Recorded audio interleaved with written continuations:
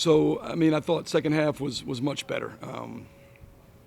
First half we were up obviously 14 at break, but just felt like, they kind of were getting what they wanted. We had we got off to a good start again, much like the Drake game, and I thought we lost focus, lost intensity, and we were able to score and keep separation, but it felt like they were just, getting whatever they wanted to. Now, they didn't make everything, but they got a lot of good looks. I thought, second half, we talked about it at halftime, we did change the scheme, but it wasn't the scheme. It was the effort to execute the scheme that was the issue. And thought our effort in the second half was much better. We got our hands on a lot of balls. We got a lot of deflections. I thought our pace was better offensively. I thought, we were flying around. I thought we really, did a good job on the defensive glass until late. Late, we got a little bit sloppy there, obviously. But, and then it was good to obviously get our guys minutes. Get the bench in and hold Robbie. Robbie played 21, I think, and Jason 23, and it was great to see. Eli and Derek. Obviously, sucks. JD was sick, and so he wasn't able to get some minutes tonight. But get some of those younger guys. Get Aaron Gray extended run, some Jake Wolf back, some extended run, and we're looking at certainly one of the things we want to do down the stretch is build some depth. On the bench, and those guys, like we talked about. Those guys with the bench have to come in and defend and rebound and take care of the ball and take good shots. And if they can do that, there's a pathway to find playing time. I thought Mason gave us good minutes as well. So all in all, walk out of here happy with the second half. Thought we got a lot to learn from, take away from this game. And but Valpo's got a good young team. They compete, and it's a good win for us here at home. I thought we did a lot of good things to create that kind of margin. Questions, please. Coach, most points at the Holman Center this year, second most on the season. How is that coming into this environment? The past 3 games really have been electric. Yeah, I think the crowds have been really good. We've created, and I say we, I think the players. I haven't done anything, but the players and the fans have created.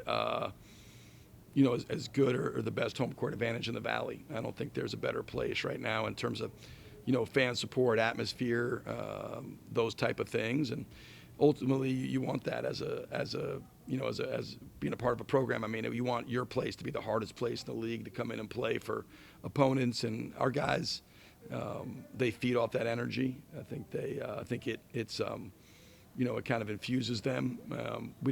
Tonight. It wasn't like it was against Drake where, willing us to it or trying to will us to it. But it was, I thought when we lost a little energy, the crowd was there, and they kind of, when we went on runs, I thought that energy helped us. And certainly we want the Holman Center to be the hardest place in the Valley to play. And I think we're trending that in a pretty good direction. A league where there's a lot of good home court advantages. Coach, did you see what was the impact from Jabo today when he got in the game? I know you went to about 6 minutes into the game. What did you see from him and his impact? What was that?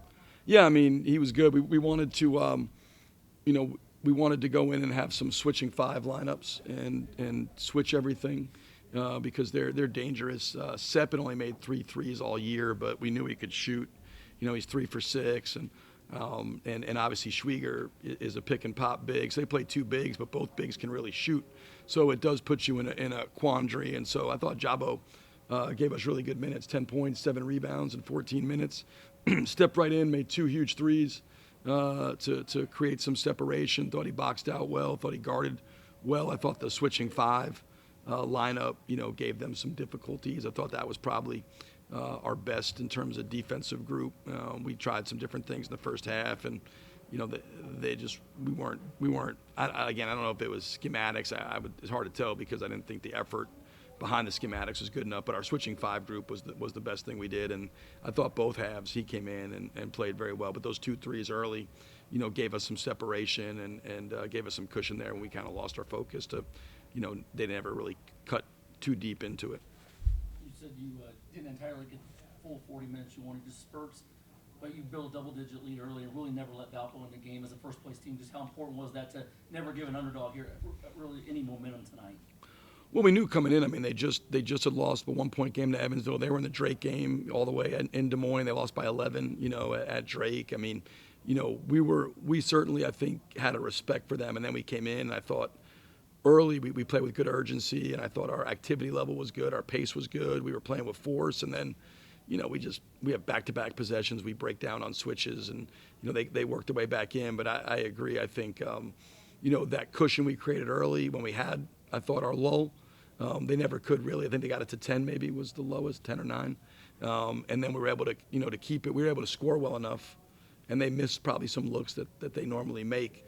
And we're up 14 at half. But I think when you look at defense, I think there's, quantitative and qualitative, right? Like, so quantitative would be the numbers, and you're saying, oh, they shot 41%, and they're qualitatively they were getting pretty good looks. We weren't guarding them very well at all. Second half, we made them miss. There's a big difference in somebody missing and making somebody miss.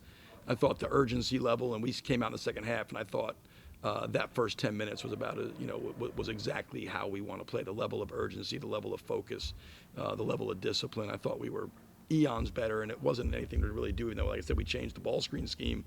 It was really much more of just how hard we were playing, how connected we were playing, and our defense, as always, fuels the offense, because when we're getting turnovers or we're forcing misses, now we can get in transition. And for us, transition with this group, that's where we're at our best. It amplifies the speed and the skill that those guys have.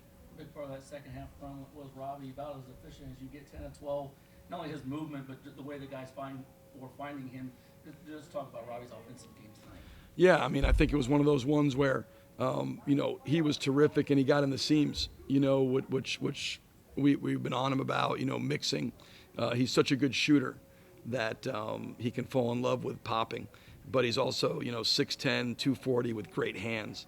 And their coverage, their ball screen coverage, the way they do it, those seams are available. And so I thought our guards did a great job of finding him. I mean, he got a lot of no-dribble layups where he caught it in the pocket and was able to convert. But you got to still catch it and convert. He missed his easiest shot of the night to start the second half on the punch over the top for the wide-open layup. I told him, Coach, we can only do so much. We can't, we can lead a horse to water. But no, he's special. And to get 27 and 8 in 21 minutes, his hands in the pocket, his ability to finish with either hand, he was fantastic. I thought his ball screen defense in the second half was really, really good as well. We took him out, and at the time he went out, he asked for a blow, and I thought we would go back in, but we just opened it up with that switch 5 group, and he was fantastic. His he makes it look easy, but it's not. It is very hard to do what he's doing on those rolls, catching, finishing, and like I said, the dexterity and the coordination to have that at 6'10" is very rare. And our guards did a great job of finding him, so credit to those guys. Julian in particular, a lot of those assists were robbing that pocket. Coach, Isaiah Stafford on their team, leading scorer 17 a game, 0 for 8 tonight. You probably know that, 0 points, 25 minutes. Anything you're seeing from that match and what your guards were doing with them? I thought early on we came in. I mean, to me, their transition and your ball screen defense against Valpo is the two biggest things. You got to be able. They play fast. You got to be able to get back and get matched. They hurt you in transition, and then they're really gifted off the ball screens, and they're hard because, you got Stafford and DeVario and Williamson, all these guys who can shoot coming off it. They can score all 3 levels, and then the bigs, Sepp, particularly in Schwieger, can step behind and shoot. So they really put you in a quandary. I thought we did a nice job of, everything we did the first half, and really the whole game was to try to, limit Schwieger's open threes and limit those, we were able to take, him off the 3-point line. He was 0 for 5. He probably had some he could have made. Certainly we had some breakdowns where he just missed, but though we did a good job, and really the same thing with Stafford. I thought he only got 8 attempts.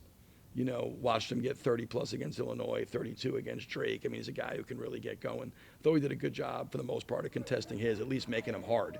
And, that's all you can do with a great player. He's a terrific scorer, so just try to make him as hard as he can. And I thought, he missed probably 1 or 2 that he normally makes, and then the rest I thought we did a good job of making him shoot over a contest. Rick, you've been really good on the road in MVC play. It's no secret ISU struggles over the years at Missouri State. You got a big challenge ahead of you Saturday. Talk about that challenge. Yeah, it'll be, my 2 years, we've never won there. I think we lost last year by 2 there. I think 9 my first year. They're playing really well. I don't know how they did tonight with Northern Iowa, but going into tonight, they've won 4 straight from, and I think 5 out of 6, with the one loss being here. So, I mean, it's a good team. They're talented. Dana does a really good job with them. They're big and physical. It's a hard place to play. They're a unique team with just how slow and how physical they play. It's a crowd that, I don't know, we'll see on Saturday, but it's usually not, the most amped up atmosphere there. So you got to kind of bring your own energy. And they're just good. I mean, they're well coached. They got good players. This league, I taught the guys about this. We talk a lot about, competitors' mindset versus observers' mindset. An observer's mindset, these last 8 are just, basically all gimmies. You don't even have to play. I mean, it's just almost guaranteed you're just going to win them because whatever record is or whatever it is. And obviously that's a ridiculous notion, but that's how people feel, like all our hard games are behind us. There's a lot of hard games ahead of us, and every single one we got to earn in between the lines. And tonight you got to come out and you got to earn it, and it's going to be no different. I think Saturday will be as hard a road test as we've had this year, and I say that having gone to, at least in the Valley, having gone to Drake and Bradley and all those places. Going to Missouri State's not any easier. It's a hard place to play. They got a good team. We'll have to play as well as we played all season. But like you said, last 2 years, I think we're 11-5 in the Valley on the road. I think our guys enjoy playing the road and challenging themselves. And we better be ready to go Saturday, 1 o'clock, and I think we will be. Coach, you're going up against Coach Powell in this game. He's been to the national championship as a player with Illinois, national championship in 2021 with Gonzaga as an assistant head coach. But how do you go up against a guy who's known his way around the NCAA Division I level? Yeah,